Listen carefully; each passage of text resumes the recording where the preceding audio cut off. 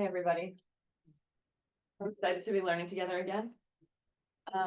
And we're continuing on with these stories from the Talmud, and our theme today is embarrassment. Okay. First, okay, well, everyone can turn to a partner and whoever's next to you, or closest to you, and just share, like, do you have any associations with embarrassment in Judaism? Or or if you don't, or even if you do, like, what are your associations with embarrassment, with embarrassing somebody else? Do you have strong feelings about that? Not so strong feelings? You could take like a minute or two to share. Yeah.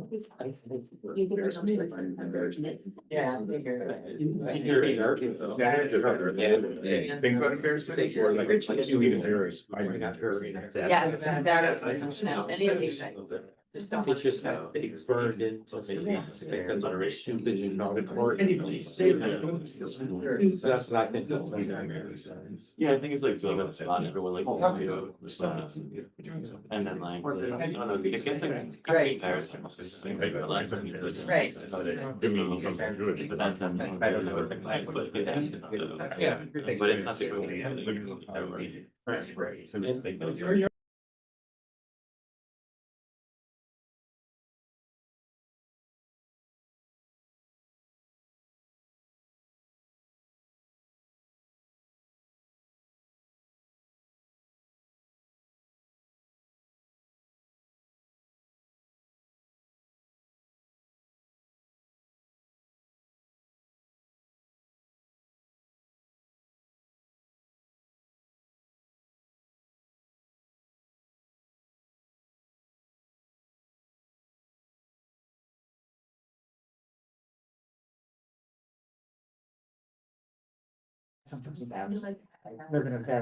Maybe it's since you sort of trying to run out of that.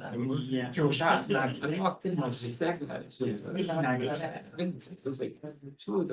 Okay, So they're not a problem. I hope that this was like an interesting way to start our Torah study today, and got our gears turning about embarrassment. I won't make anyone share out of fear for embarrassing you.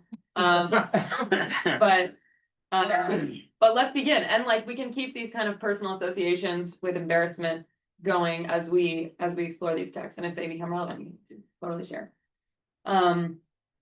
Okay, we're learning a text from, which is actually a series of stories from the tractate Sanhedrin from the Babylonian Talmud, and it sort of, the way that it looks here, we're going to start where it says the sages taught in a baraita. And that's a baraita is an earlier rabbinic text from the period of the Tanaim, of the earlier generations of rabbis, before the year 200. So that's our first part of our text that we're getting. Can we get somebody to read, starting there, the sages taught? And again, like last time, it would be really helpful if everybody just say your name before you speak, and then I'll know everybody's name. Okay, Susan Levins. The sages taught in a baraita. The year may be intercalated only by those who were invited by the Nazi. Right, The president. Second, the sages, I've got the Gemara presents. Yeah, we're writing there just a few lines down. After Sages taught. the The first paragraph, a few lines down. Okay. Yeah. No, I wasn't the only one who's lost. Yeah, it took me a while to find it. Okay, so the year may be intercalated or only by those who were invited by the Nazi, the president of the Great Sanhedrin, for that purpose. Okay, thank you.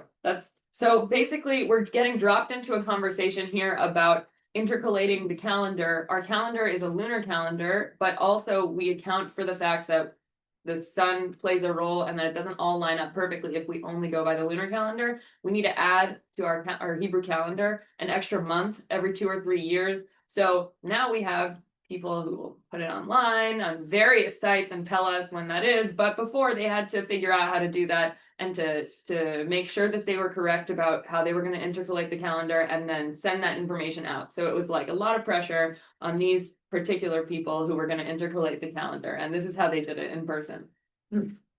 Okay, we can continue. There was an incident involving Rabban Gamliel, who said to the sages, bring me 7 of the sages early tomorrow morning to the loft designated for convening a court to intercalate the year. He went to the loft early the next morning and found 8 sages there. Rabban Gamliel said, who is it who ascended to the loft without permission? He must descend immediately.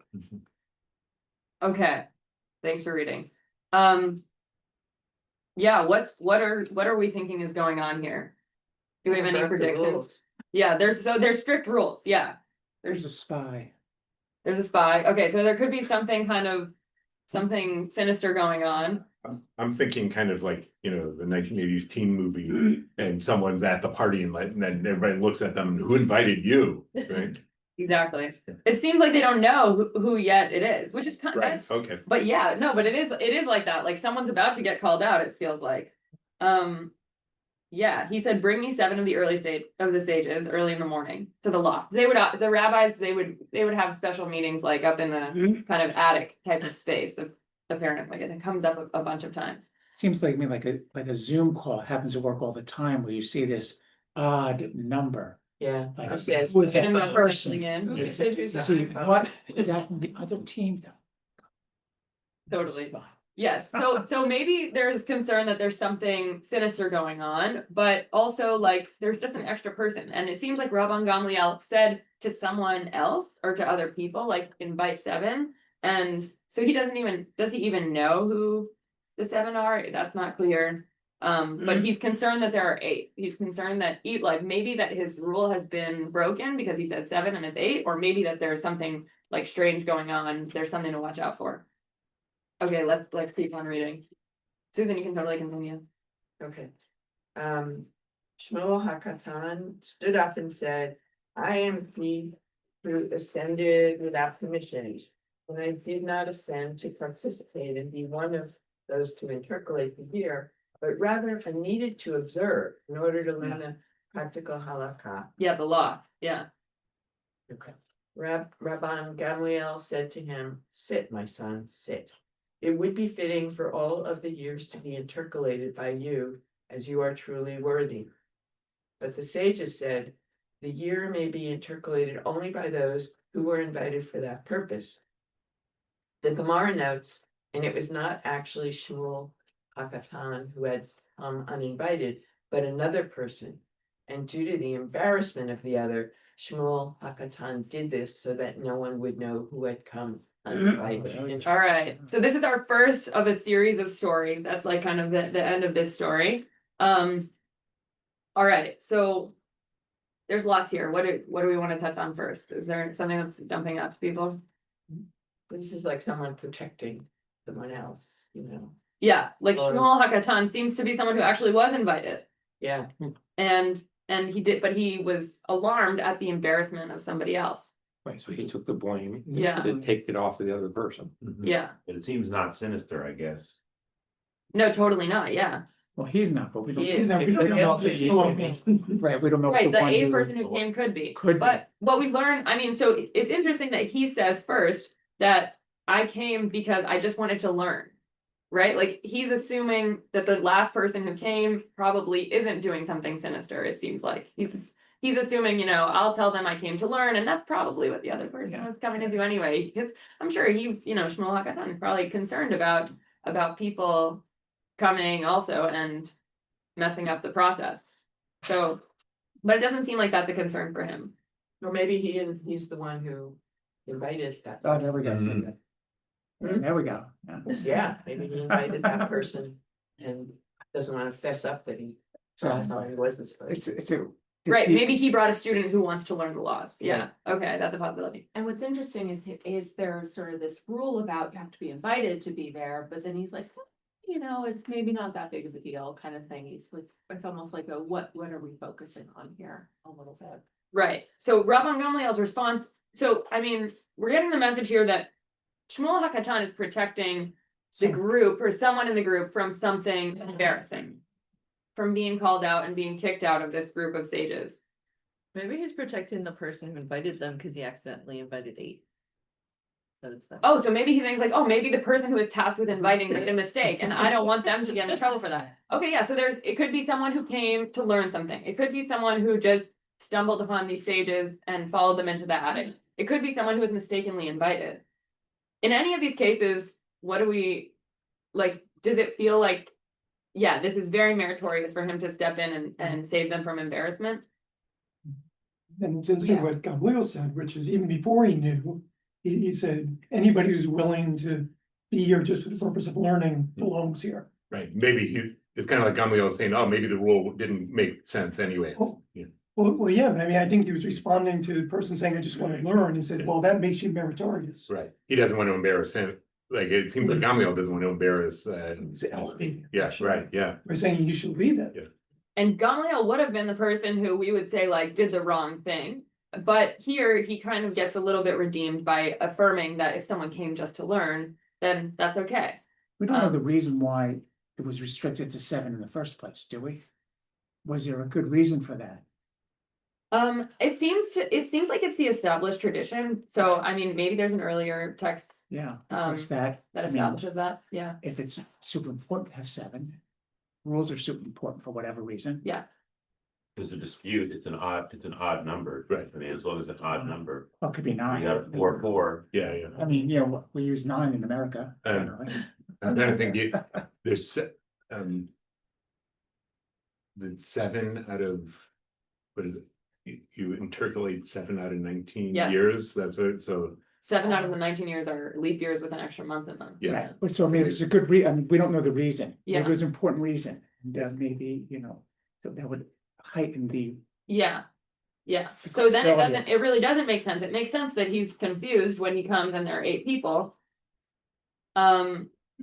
Like what do we think Shmuel HaKatan's advice for Rabban Gamliel? He seems to think Rabban Gamliel does something wrong by saying who's the 8th person and trying to call them out because he tries to interrupt that. So what do we think like if the 7 is important, which I'm sure Shmuel HaKatan also thinks the 7 is important, then what would be like the better way to go about doing this? Is there a better way that we could come up with? For Gamliel, you mean? Yeah. For them to discuss. Privately, What? privately. Privately. Well, You should know who you invited. You should know, yeah, right, he just sent someone else to invite people, it's true. Yeah, you didn't do the inviting. If Yeah. it's not clear how the. Yeah, sometimes you invite more people hoping that only 7 will show up, right? Exactly. If it's, oh, sorry, you go. So it says that the year may be intercalated only by those who are invited for that purpose. Right, And Shmuel HaKatan is taking himself out because he's like, oh, I wasn't here for the right reason. Then there's really only 6 people left who were invited for that purpose. true. So does that? it's a great point, yeah, so, yeah, right, so, I mean. Unintended consequences. Yeah, that's a great point, and I think it maybe speaks to the fact that like embarrassment is so serious for the rabbis that actually gets pushed aside, because what's more important is Shmuel HaKatan saving the person who otherwise would have been terribly embarrassed. Yeah. He might also be teaching the person who came late, you know, like, don't do that again, and if you didn't do that, come next time and say that you were just trying to learn the laws. And it'll be a great But solution for you. So the group does not know that Shmuel HaKatan is fibbing here. It Right? seems like they don't know, yeah, Right. So to your point, from the group's point of view, they think they have 7. right. Yeah. But you're right, but in actuality, that's. Right, and Yeah. Shmuel HaKatan knows that they have 6, right? Mhm. So he's the only one who knows at that point. Everybody was BCC'd on the email and sent. I'm just saying. Yeah. Nobody knows this is. Exactly. Yeah, but it is interesting that he doesn't get any recognition he has this recognition for being meritorious. He's meritorious for wanting to learn to them, but to us, it's even more meritorious because he saved someone from embarrassment. But nobody there knows about that, so maybe there's another. Yeah, I guess my point about, virtue there. is there sometimes a reason to embarrass somebody? So to me, that's kind of the crux about how important is this? Because embarrassment is a very good way to keep people to do things that society thinks is important. Yeah, like embarrassment and shame as a tool sometimes, yeah. Much of it is Yeah. that way. Yeah. So how important is the 7? Yeah, I mean, so far, do we think that, so far, it seems like the rabbis don't think that it's a tool, right? Like, is there something here that's redeeming about embarrassment? Not yet. Not yet. So the interesting thing is nobody knows who did the inviting. Nobody knows who did the inviting, I guess, yeah, that's true. Yeah. And maybe that person who did the inviting isn't there. So they can't answer, so I don't know. Yeah. But yeah, I mean, that's how a lot of these stories are, we're kind of guessing about the details. Okay, so that's our first story. Let's go to the next one, we're gonna have a whole series. Who would like to read? I'll go. It's starting with 11A. Yeah, number 3. Okay, I'm Ken. The Gemara relates that story about Shmuel Hakatan is similar to an incident that occurred when Rabbi Yehuda Hanasi, how's that, close? Very good. Okay, was sitting and teaching, and he smelled the odor of garlic. Rabbi Yehuda Hanasi was very sensitive and could not tolerate this odor. He said, "Whoever ate garlic should leave." Rabbi Yeah. Okay, stood up and left.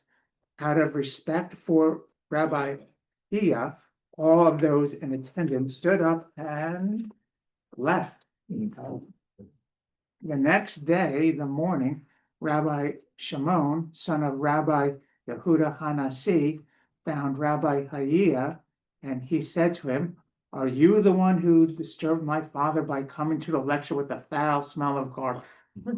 Rabbi Iya said to him, "There should not be such behavior among Jewish people. I would not do such a thing, but I assume the blame and have left so that the one who did so would not be embarrassed." All right, Similar kind of, yeah, yeah, yeah.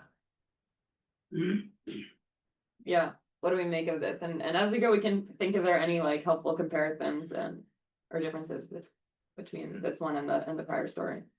So is that really the case? Or was he the one who ate the garlic and everybody stood up to not embarrass him? Right. But when you gets called out the next day, this is defense, well, I did protect someone else. Right, so this time we do get a sort of, there's a reveal that was the tactic. Which we didn't get in the first story. But it's similar to that. The hero is taking embarrassment upon himself to spare somebody else. I think that's in both. It seems like I mean, I guess they only named certain people in the Talmud, but there's these unnamed people who are being embarrassed. And then the named people who, like, the assumption is they have more power, like they're like the powerful ones who are kind of covering for the ones who are embarrassed because they can handle the embarrassment better than the like general students or like other people can who don't kind of have that Yeah. prestige. Yeah, the people stepping in here are important sages and they're used to going back and forth about things. So when, I don't know if Rabbi Theo was gonna ever bring it up with anybody, but then when he gets accused by the son of Yehuda Hanasi, who's a really important sage, he claps back with this response, that this is terrible behavior what you're doing. You shouldn't do this. Which maybe a lesser rabbi or just regular citizen wouldn't be able to do. Yeah. We also just like take a second and say these people that are actually doing the embarrassing, the act of calling someone else out, it's very like, there's a lot of pride and ego and whatnot. And at the end of the day, if somebody was offended by the smell of garlic, then perhaps they should leave for that moment and say, in the future, perhaps, like, I mean, is there not a lesson to be learned here on the other side of it? How do we behave in a group? And like, instead of trying to control everybody else in the room, like you take care of yourself and just communicate your preference. Yeah. That's Yeah, what I mean, but they don't Yeah, even he's go like- into that. Right, Yehuda Nasi, the greatest sage of his generation, who was supposed to be so humble and stuff, and shouldn't, instead of trying to embarrass someone, shouldn't he just say, "Hey, next time, let's try not to eat you know, just say it in a general way, like, try not to eat garlic. Story. Yeah, exactly, exactly. So the sentence here that says there should not be such behavior among the Jewish people, is it the behavior of eating garlic or the behavior of embarrassing someone? It's okay, so you can go. No, I think, I wasn't sure. when I I think- read it. Definitely the embarrassing, I think. yeah, Right. Like, I need to follow up on this. Right, Bad behavior. yeah, it's not clear which behavior. although, right, because in the commentary, is in Steinsaltz's commentary, it says, I wouldn't eat garlic, Right. right, so that might be the That behavior of the seems to Jewish be the way people, it yeah, reads to me, yeah, but that's the I commentary, wouldn't that's do not. it, but I assume the blame. Yeah. I wouldn't do it. He assumed the blame for eating the garlic, not for embarrassing someone. Yeah. So I guess my, go back to, how do you get people to adhere to communal values writ large? That's a really big. That's one. exactly, I mean, this is what it's about, I mean, that's what it's, is. Embarrassment might be a strong word, but sort of social coercion or whatever, I mean, those are loaded terms, but I think all societies do it, if they didn't do it to some extent, they would not have a society. Right. So. This is a tool that I think, but Yeah, so it's a tool, but they seem to be saying this is a Yeah. tool that we don't wanna use. exactly. Yeah, yeah. Maybe not so publicly. Or not used for kind of silly reasons. Or not used for Or silly silly reasons. reasons. Well, if Yeah. it's silly reason, intercalating the calendar. Well, that's important, but like, But it's a set of but people. 7 versus 8, right? Maybe that's a thing, but like, this is a silly reason, obviously, is The garlic. the garlic, because like, It's a yeah. difference. it's yeah. I mean, I'm sure everything smelled in the ancient world. Yeah. Garlic's the least of your worries. Yeah. I think, Rebel, you're right about trying to identify a silly reason or not. Yeah. But Yeah, so maybe the 7 and 8, that's a borderline case. There's 7 people versus 8 people, but here, you know, maybe, you could see people worth strongly disagreeing on what's silly, what isn't. silly. yeah, for sure. Maybe someone likes the smaller ones. I never knew it's a problem with a small guy, I like this one. You eat like a bunch of raw dog. Depends how Yeah, well that person. festers. Yeah, I get that. It's like, if it's fresh, maybe it's all right. It's, What do we make of the fact that in both of these cases, we have like the important sages who are really running the show, who are teaching the other sages and leading the community?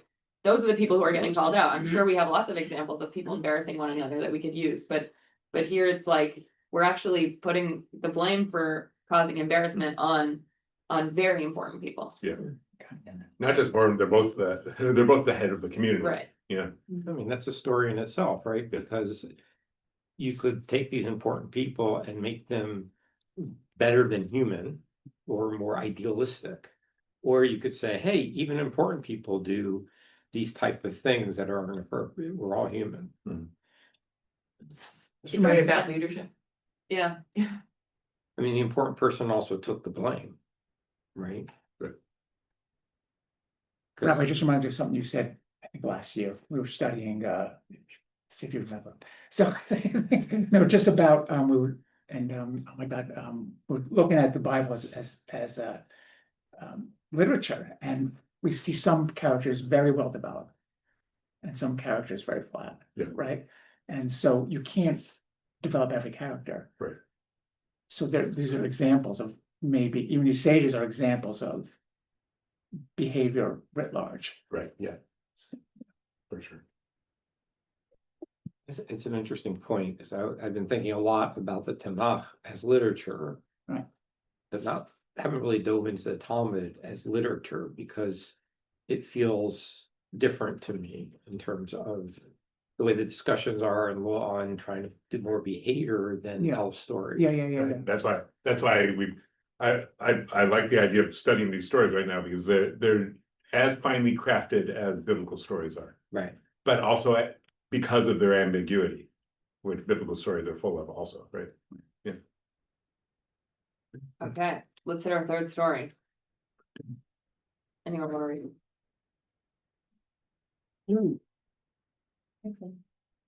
But I'm Jen, and from where, from there? And from where did Rabbi Kia? Yeah.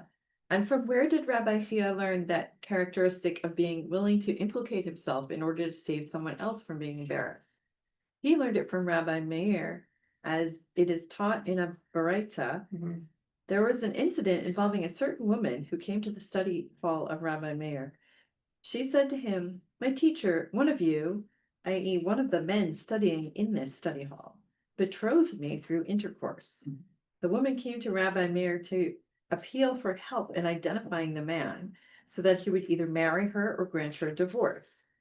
As he himself was also among those who studied in the study hall, Rabbi Meir arose and wrote her a bill of divorce, and he gave it to her. Following his example, all those in the study hall arose and wrote bills of divorce and gave them to her. In this manner, the right man also gave her divorce, freeing her to marry someone else. Okay, different type of story. What? Okay.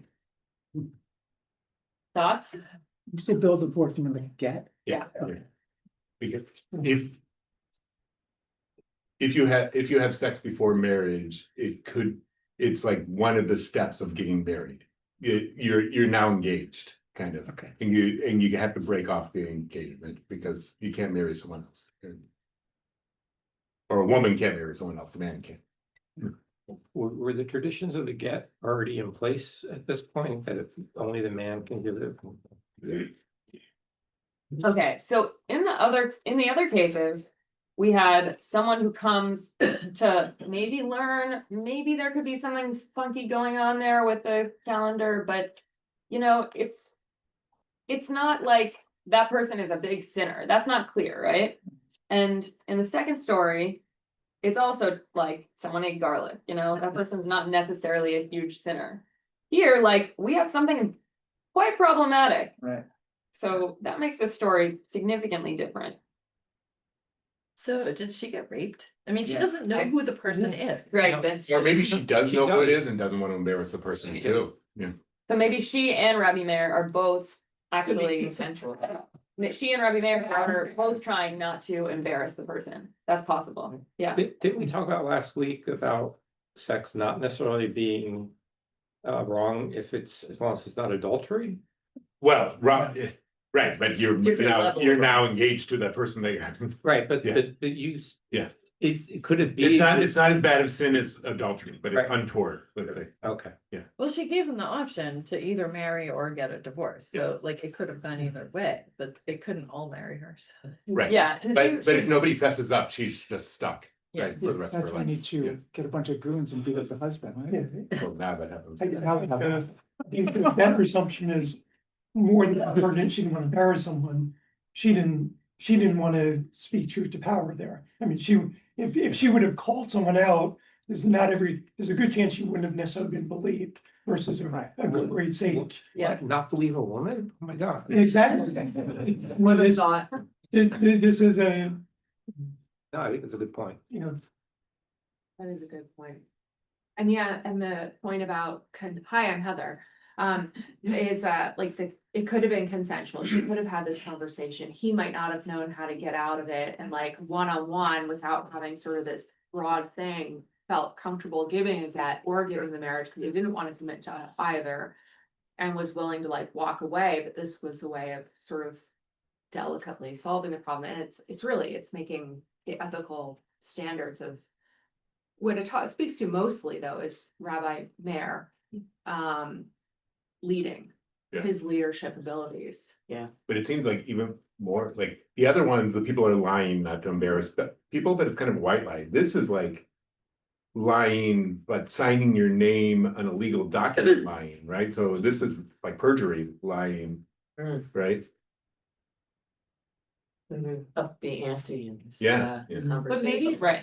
But maybe then it's also that there's almost value hierarchy here of like, what is more important, this legal document or an entire human being's Right, life? exactly. Right? And that there is a scale here, and that the rabbis are at least the first rabbi recognizes it and says, we can all do this. but there's a third thing, which is the, sort of the respect of the institution too. They could be protecting that as well. It's not only personally, they say, I don't want anybody to think sages go around raping women. Yeah. So, well, what it was, the effect of this was. Yeah. Whoever did this sin got away with it. Yeah, I mean, Yes. that was the. let's settle out of court so nobody knows Right, about it. exactly. Yeah, This was a non-disclosure agreement. yeah. But we also don't know if Heather's point, we also don't know if it was non-consensual. We don't know that. We don't. We don't know that, yeah, what we seem We to did- know though is that like this woman is stuck. Yeah. So, I mean, that, and that's a huge issue for the rabbis, and so, yeah, it could be that they're trying to cover up one of their own doing something. We do end up in the situation where it seems like the person gets away and nobody knows who it is. But like the higher value is freeing this woman from the obligation that she has to this man who won't marry or divorce her. To me, when question about when we say consensual, it probably wasn't conception of consensual at this time.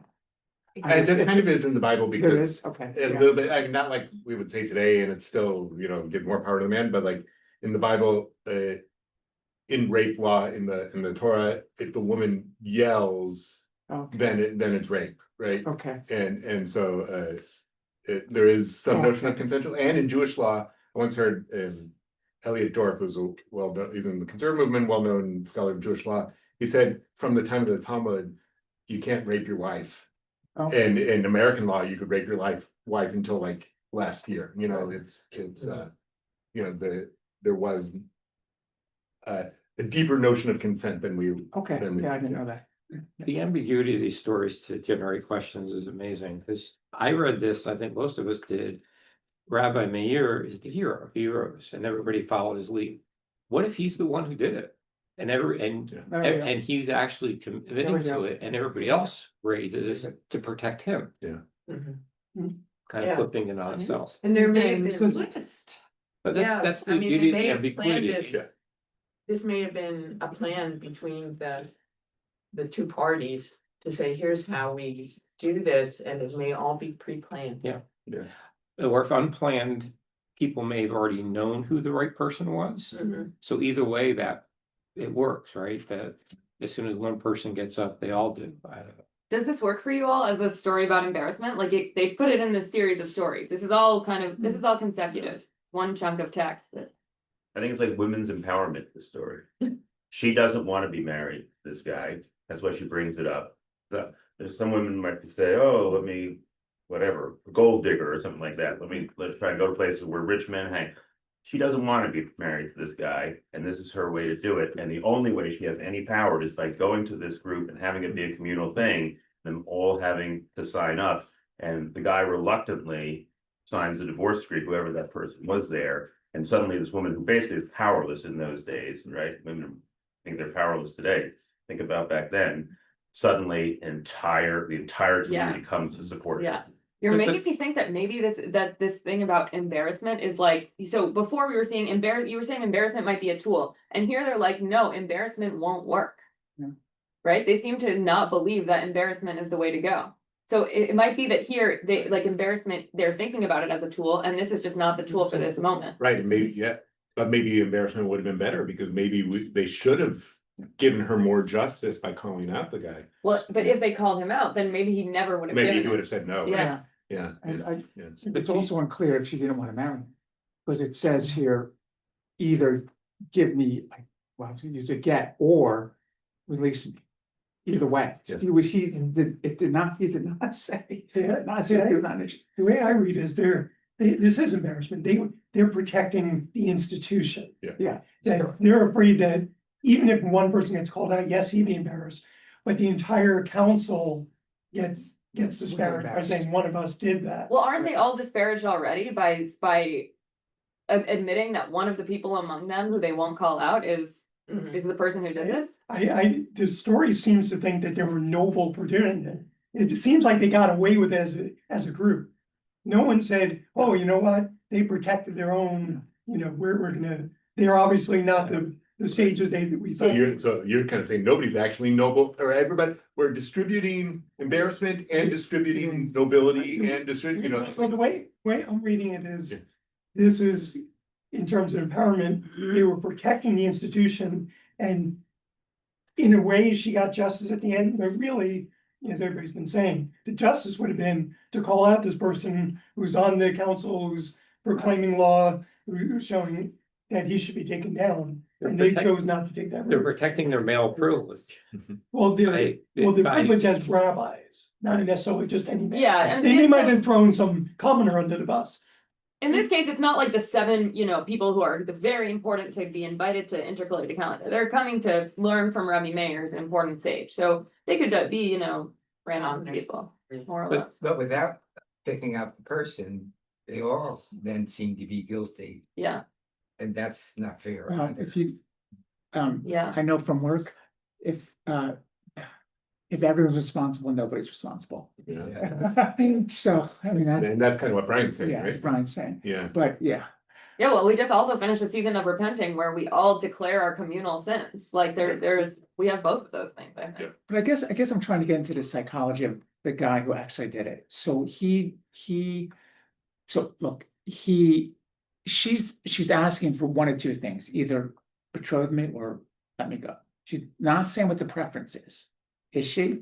Well, so she's To me, she gives it either so, or. So the only thing that the bold is really exactly what's in the text, and then we have the explanation that makes this legible for us. So it says so one of these men, one of you, betrothed me through intercourse, period. Yeah. Right? The assumption is now she either needs to marry him or Right. get. Yeah. That's the assumption, right? Well, We don't know what her it could have preference been her is. We don't know what her preference is. Yeah, I mean, at the point that you're coming to the study hall and calling everybody out, right? You probably don't want to marry that guy. Do you? I mean, I don't know. I right, mean, because she could have gone to him personally and said, let's get married. maybe she tried that. Maybe. we don't know. Yeah, yeah. But I mean, it says she doesn't know who it is. Well, So does that mean it can't be consensual? No, she does say, my teacher, one of you. Yeah. So she knows who. She knows. I think she knows. who I think when she says my teacher, she's talking to Rabbi Meir, and when she says one of you, it could be that she knows, and it could be that she doesn't know. Oh, It's maybe. feeling more It likely says she knows. He came to appeal for help in identifying the man, so. Yeah, I mean, what that's makes a, me think, wait a minute, I doesn't know don't who he know. is. she went to. yeah, but that's a, 15 to 20 people. we don't have to. She knows it was one of them. Yeah. Yeah. So, I mean, that, I'm sorry, go ahead. Yeah, Little ambiguous, Like, but This probably happened to a lot of women at that time, Right. like for sure. that they, whether it was consensual or not. They got in a situation and they were stuck. And so maybe this is showing like, okay, it's better to get her unstuck. Even if you all Yeah. have to like pretend you did it or admit to it or whatever. She got herself out of the situation where probably a lot of women in that time didn't, but then, Yeah, I mean, and this is still an issue for lots of people, not being able to get a get from the person that they're. Yeah, we're- married there's- to. Yeah. I know the stories down in Lakeview where like, what happened? It's Yeah. down, like where these guys would hire these goons and beat up the guys who wouldn't Right. get the get. And they're using embarrassment Yeah. for. Yeah. And there are women who'll go and picket synagogues, like in Borough Park and things like that, picket synagogues where don't give this guy an aliyah, don't, like he won't give me a get, yeah. But the guy got beat up and then Yeah, just- that that also. happened too, yes.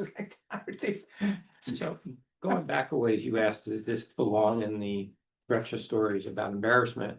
And it feels like it does, but it also feels like a different way of doing, like, there's so many tractates about legal discussions. Such and such happened, and Rabbi X would say this in the Torah, and Rabbi Y. It's also about solving her problem. Mhm. Yeah. But not with that standard, quote unquote, standard way of discussions among the law. Right, Yeah, it's turning a legal problem into an ethical problem. Yeah. Kind of, Was it like getting back to what you? So I can see why you said it might not fit, but it also does fit. yeah, it's totally wrong. The streak of pragmatism in it. To your friend Yeah. who wrote that book, yeah. It's, Exactly. I'm starting to speculate, what would have happened if nobody would have confessed? What would the next step have been? She If doesn't they have a had lot of caught- options. Yeah, The ambiguity for me is, she's asking for help in identifying the man. Right. I mean, you would think she would say, Joe, something or other, Rabbi, I need your assistance in pointing him out or talking to him. Maybe she did. Yeah, but, yeah, And because they're the just- the non-boldface type, the regular type is the commentary from a contemporary rabbi, so that's what he's saying, but we don't, We don't know. we don't have to read it that way, yeah. I just don't get why she can just pretend it didn't happen or lie, because it seems like people are okay with lying here. To protect other people, so couldn't she just pretend that it so didn't she happen? cares though. Yeah, she's the pious one who's Yeah. who's following the Okay. laws of the Torah, Yeah. No, it's a great point. Yeah, Yeah. she's the one who is who's interested in following the laws. She's not interested in being in this legal situation. She cares about the law. Okay, I want to keep going. And I just want to note that at the beginning of this chunk of text that we read, this story that we had, and from where did Rabbi Kia learn? And this is gonna continue now, and then we just want to keep that in mind. Okay, let's go to the next story. I'll read. I'm David. Awesome. And from where did Rabbi Meir learn that characteristic? From Shmuel Hakatan in the incident outlined above. All right, so Rabbi Kia learned it from Rabbi Meir, right? And then Rabbi Meir learned. Yeah, and Rabbi Kia learned it from Rabbi Meir learned it from Shmuel HaKatan, and now we're like, well, where did he learn it from? He must have learned it from somewhere. And from where did Shmuel Hakatan learn it? From Sechaniah ben Yehel, as it is written, Sechaniah, the son of Jehel, one of the sons of Elam, answered and said to Ezra, "We have broken faith with our God, and we have married foreign women of the peoples of the land. Yet now there is hope for Israel concerning this." And although he confessed, Shechaniah is not listed among those who took foreign wives. Evidently, he confessed only to spare the others from public embarrassment. Okay. Okay. Yeah. Oh boy. Okay, so I'm not that familiar with the book of Ezra. So, you know, Is this a direct quote then Yes. from the book, right? Yeah, so what we have there in the quotes is a direct quote from the Tanakh, from the book of Ezra. And there was a lot of kind of intermarriage going on, and that was not appreciated by Ezra. And yeah, Shechaniah, the son of Yehiel, came and he kind of admitted, we have broken the faith, but he didn't actually marry a foreign woman. Yeah. So this is a proof text. We're getting to the area of proof text now. Like, we've started kind of in that vein by blaming other people for where we learned this and stuff, but here we get a text that's from the Tanakh. What do you mean? Yeah, can you define proof text? Yeah, what do you mean? Like, this is now we're going back. This is not a story from the Talmud anymore. This is a story from the Tanakh, Yeah. from the book of Ezra, and it's telling us why we Oh, I see. not embarrass other people. So this is typical of going back to the source. That's what you meant by proof text, going back to the Tanakh. Yes, and in And- general, like, going to an earlier text for the rabbis is more legitimate. Like, an earlier text would carry more weight, and so we've gone now, and I was waiting to reveal my timeline that I wrote out for you guys about all these different guys and their dates, but that's what happens throughout this whole thing. Is that it's a little bit confusing, but because of the fact that they're not in order with their dates, but the way that they say that they learned it, like it says Rabbi Kia learned it from Rabbi Meir, and Rabbi Kia is before Rabbi Meir. Rabbi Kia is in the he's after, so he learned it from the person before him. Rabbi Kia is in the early 3rd century CE, and then Rabbi Meir is in the 2nd century CE. Shmuel HaKatan, who it says Rabbi Meir learned from, is in the 1st century CE. And then Ezra is in the 500s BCE, and we're gonna get to the next part, but what's coming next is gonna be even earlier than that. So there's this sense that in general in the Talmud for the rabbis, and for our tradition, obviously, like even in the Tanakh, we can see that stuff in the Torah is highly prized more highly prized than stuff that comes later. And we see that here in the way that they structure this story, even though it comes a bit out of order, and we only get the order in this later part of the compilation, but the order is like that. Everyone learns it from someone who came before them. and they're also saying kind of like Jews have always acted this way. To not Yeah. embarrass people, right? Yeah, like, oh, you think we just made this value up? No, like, we have texts that will tell you that from the Tanakh and eventually from the Torah that will tell you that you can't embarrass people. So again, I don't know, Ezra, you said 500 during Babylon Exodus? No, or exile? so or- Ezra, the Persian king gives Ezra and Nehemiah permission to bring exiles back to the land of Israel. They get to the land of Israel and they see that there are these Israelites who are now, mixed with other people who are not keeping the Torah, and Ezra stands up in front of everybody to chastise them. Okay. That's what happened. But the guy who comes up and says, we have broken the faith with our God and married foreign women, he didn't marry a foreign woman. Right. Yeah. He could have called out his neighbors and said, those are the bad guys, I'm the real Jew. I'm fine, it- yeah. Yeah. Is it like the high priest going to the Holy of Holies and taking the sins of all the people? Yeah, it could be. We know. Yeah, That we have all sinned and we have all, Yeah, as you mentioned, broke really our back to Yom Kippur, that we all include ourselves. Exactly. But you is in plural sense. Yeah, Yes. yeah, yeah. And just to reference back to the story about the woman, that also we say at the beginning of Yom Kippur, is that what it is? Yeah, About- Kol Nidre, that we're here with sinners. Yeah, so we're here and we're praying amongst sinners. We are permitting ourselves to pray amongst people who sin.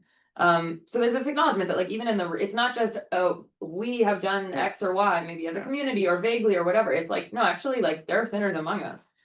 Yeah. Yeah. So, But I think, like in the Yom Kippur liturgy, you do it so that you come to realize that you're speaking about yourself too. You put it in the plural, so it's not to embarrass you. Not to So you, by doing it over and over again, you come to realize, no, this is me, not those people. But Right. also accepting communal responsibility. 100% that we're all responsible for each We're other. responsible for each other. Because in fact, like that phrase that the Federation loves to say, Kol Yisrael Arvim Zeh Bazeh, we're all responsible for each other. They mean it's to raise money for Jews. No, what it actually means in the context of the Talmud is when another Jew sins, that's your fault, Yeah. right? Yeah. That's what the phrase actually means. Yeah. It's about Yeah. sin, not about helping out poor Jews. Yeah. Or giving money to Israel or something like that. Yeah. Talking But about that works. It worked for, yeah, for sure. talk of embarrassment in this context. So when I was a young man, very clear to me that I should date and marry a Jewish woman. But Oh, I mean, there was and huge embarrassment in my family if I did not, I'm Yeah. sure. So Yeah, shame and Yeah, embarrassment so was just right there. was the was only very much was the tool that the Jewish community in America had because they didn't have any legal rights to, yeah. I mean, this is very much part, so, yeah. I went to one high school dance with a non-Jewish girl in high school. My mom didn't want to talk to her. Right. I'm I'm sorry, just saying. I'm embarrassing my mom right now. I'm sorry, yeah. But I mean, so, but you, yeah, I mean, this is how, these are structures that kind of can, you could say things were silly, but these are the kind of structures that keep the community together, especially in a Right, And but like this, but back to what you were saying, when is embarrassment, right, so Yeah. like. Let's think in synagogues today. Like, we want to be so welcoming to everybody, right? But like, if you're so welcoming to everybody, can you have a community? Like, is it, That's it's a the point, community yeah. has to define itself, does it have to be embarrassment that keeps people out? Oh. But like if someone wants to be part of your community, but they're totally outside of the We had a discussion norms about of this, yeah, the community, how do you, how do we keep communal discipline, right? so, sometimes, I know Unitarians, anything goes. Yeah, for sure. Anything goes, Mhm. anything goes, great, and they still have some community, but they struggle with that. Right, but do you have to embarrass someone? How do you get someone to realize that this community is not for you without embarrassing them? Right? Well, Maybe that's what we're saying. the sense of embarrassment is personal too, so it's like yeah. yeah, I mean, and just from like sharing about, if you all shared like stories of your own feelings of embarrassment, like, or about just like your sense that embarrassment might be like really wrong. It's like the stakes are really high, like when we feel embarrassed, it's a big deal to us, Yeah, exactly. yeah. And your friend would be, oh, you're kidding me, you're bothered about that? Mhm. Get out of your mind, nothing.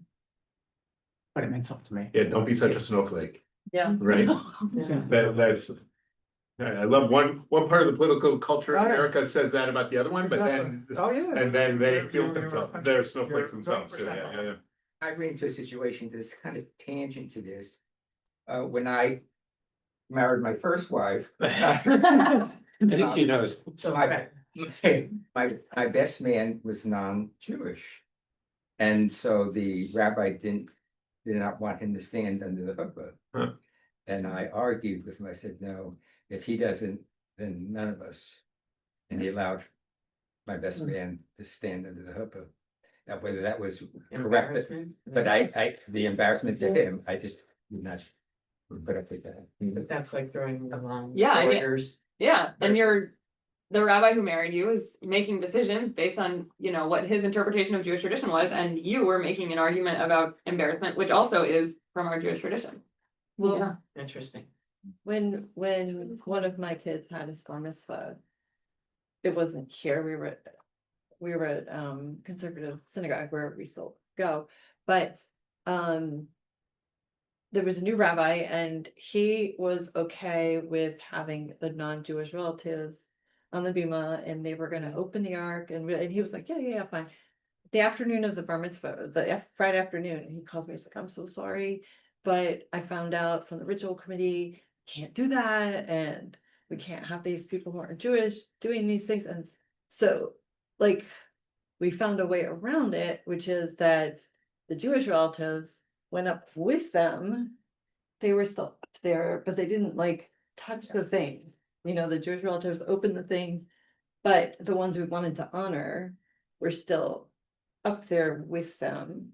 So they would. And you didn't have to say like- to them, you can't even go up there. Yeah, Yeah, So so they didn't get like Compromise. embarrassed or Right. whatever Yeah. to.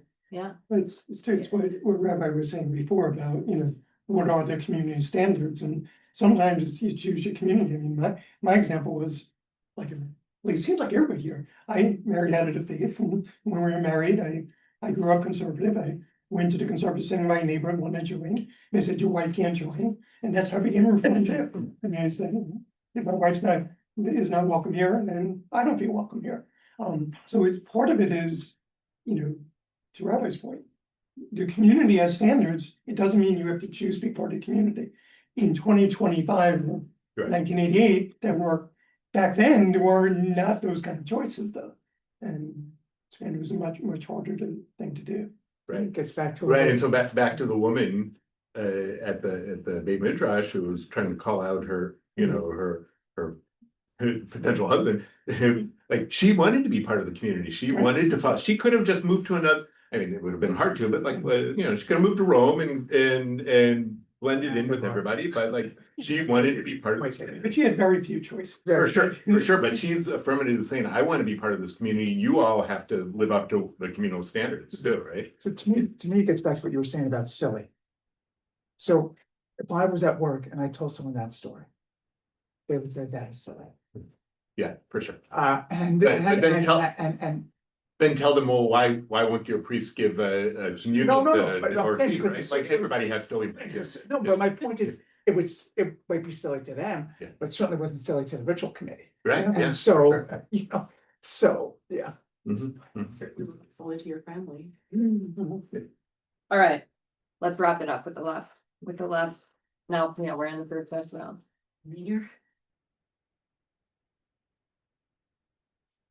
The Nara continues. And from where did Shekinah and Yehiel learn? From an incident involving Joshua, as is Oh, written. my God. And the Lord said to Joshua, get yourself up.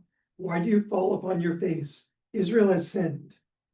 Joshua said before him, Master of the universe, who sinned?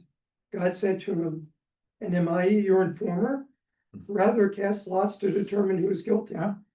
In this way, God did not directly disclose the identity of the sinner to Joshua. Okay, so yeah, let's just pause there for a second. So we have now Joshua, which is earlier in the Tanakh. So we're getting earlier in time still. And it's God now demonstrating, which is, I think, very powerful. It's God now demonstrating that we wouldn't want to embarrass the person. Eventually, the person who's wrong, when you cast lots, will get embarrassed. Yeah, So but this was serious. This story, if I remember, is God said you can't loot any of the stuff of this town we're conquering, and one Israelite did, right? No, yeah. So that person eventually will be embarrassed, right? Yes. And if you wish, say instead that Shechaniah ben Yehiel learned this from an incident involving Moses, as is written. And the Lord said to Moses, how long do you refuse to keep my mitzvot and my laws? Although only a small number of people attempted to collect manna on Shabbat, Yeah. God spoke as though the entire nation were guilty, so as not to directly expose the guilty. Okay, so this is like an alternative possibility that they're saying. This is just the Talmud saying, you know, like you can say that he learned it from here or from here. Those are like equally fine options for the Talmud they're presenting us. But this one is from the Torah, which makes it, you know, more authoritative. And the reason that it says, how long do you refuse, is because the you refuse in Hebrew is in the plural, exactly. Yeah, are these working for us, these good checks? Yes. It really strikes me about how non-2025 this is about individual responsibility. We put a lot of stake on individual responsibility in our society today, and it's kind of goes against that a little bit. If communal responsibility, Much more communitarian than liberal. I don't understand the cast lots thing, because if they're casting lots and just pulling somebody's name out, Okay. wouldn't that be more likely It's not to very be God's- the I only mean, person? God making. weights the die. it's not. It's not random, God 101. makes the specific. Yeah, but that's interesting. Someone will get called out, but there's a way to do it maybe that's more appropriate than another way, which is just ratting out the person by name Right. immediately when asked, right? Like maybe we at least want to show a little bit of reluctance to do that and to, you know, make some kind of show of the whole thing. Let God do it. Let God do it, right? Or give them an opportunity. Right, Yeah. All give them opportunity. Yeah, it's an ordeal, right? It's you know, we're gonna have this big ritual that will call out the person, let the person come privately to Joshua. That's yeah. It's like taking ownership. It's like, Mhm. I don't wanna use I mean, like you have the responsibility to understand and admit your own sins. Yeah. And it doesn't need to be someone else calling you out for it. And it also doesn't mean that we need to like make a whole example of it. So you should know what the sins are and become Right. responsible. Right, And do better. Back to the Beit Midrash with Rabbi Meir. The guy, as soon as that woman came to the Beit Midrash, the guy should have embarrassed himself, but he didn't, so we have to do second best of not embarrassed. Sort of an amazing thing to do, right? Yeah. I hope this has given us some new things about embarrassment and Judaism to think about. Thank you. Thank you so much. Thanks for a wonderful conversation. Thank you so So much. just to go to